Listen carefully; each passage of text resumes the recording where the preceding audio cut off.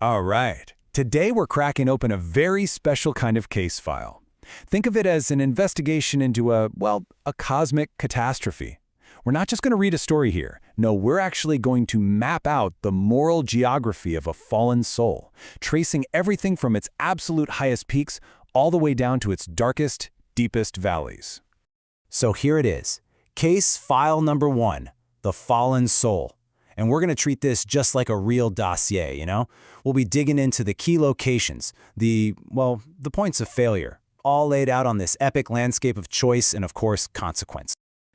Every investigation's got to start somewhere, right? And ours begins at the very bottom of the map, down there in the dark ink of consequence.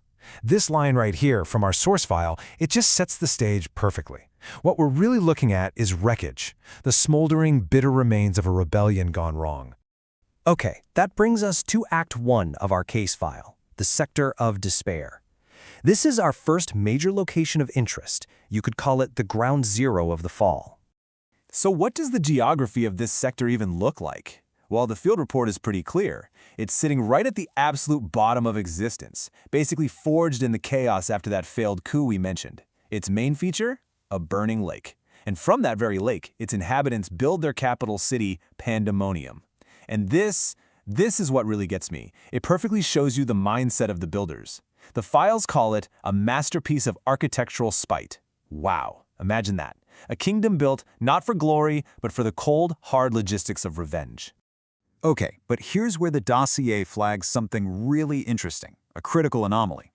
It turns out there are actually 2 hells. You've got the external one, right? The physical place, the burning lake, Pandemonium. But then there's the internal hell. The adversary literally carries this landscape of agony inside his own mind. It's a permanent psychological state, which means his punishment isn't tied to a location. He is the location. He's his own prison. All right, so let's move our investigation up the map. We're leaving those valleys of despair behind for a much higher vantage point. Let's get into Act 2, the Sovereign Peaks. And man, this place is the polar opposite of Pandemonium. It's a kingdom of overwhelming light, absolute order. This is the source, the very origin point of the laws the rebels called chains. It's basically the moral compass for this entire cosmic map, the home base for what our files call right reason.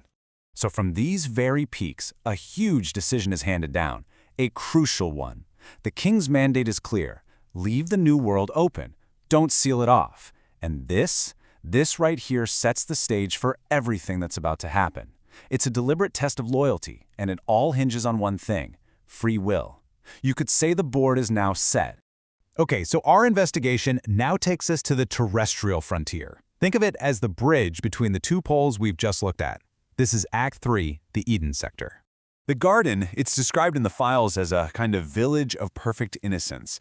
And Adam, he's the steward here. He's got one job: maintain equilibrium.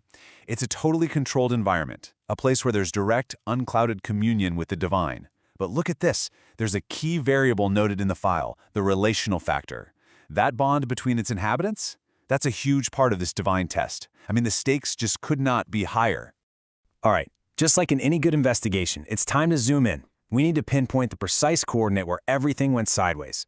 So let's dive in to Act 4, the center point. And here we have it, the focal point of the entire case, the Tree of Knowledge. I love this description from the file. It's called the Forbidden Shimmering Lantern.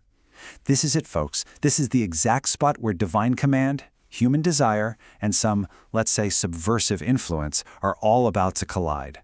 And the results are going to be catastrophic. So the procedural log, it breaks down exactly how this fracture happened. Step 1, a clear boundary is established. Step 2, human desire comes right up against that divine law. Step 3, the forbidden lantern is lit. The command is breached. And Step 4, the final result, the moral cosmos fractures. It's just a clean, tragic, step-by-step sequence of failure. Okay, the fracture has happened. So now our investigation has to turn to the primary instigator, the adversary himself. Act 5 is all about tracking his physical and moral decay. We're calling it the diminishing radius. And look at this timeline. This isn't just a fall from grace. This is a log of a complete physical and, spatial collapse. He starts out as this majestic archangel, right, with cosmic ambitions. Then he becomes a rebel. Then he shrinks down to a shivering shadow hiding in the grass. And finally, he's reduced to a crawling reptile. His entire world, his very being, just contracts into something small, petty, spiteful. And this really gets to the core irony of his whole mission, doesn't it? I mean, in his attempt to ruin the king's village, what does he actually accomplish? He only makes his own exile more miserable.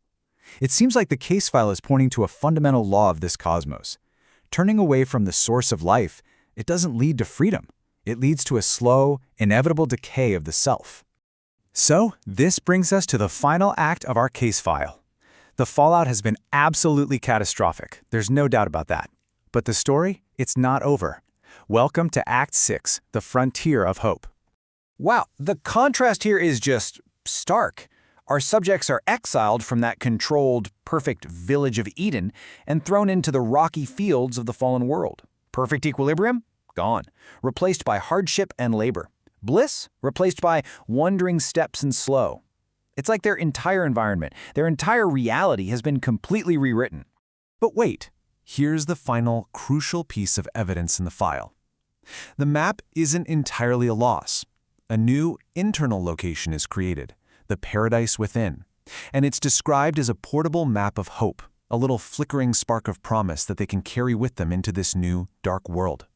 So it seems that redemption isn't a place you go back to, it's something you carry inside you. And with that, our case file concludes. The cosmic map has been charted.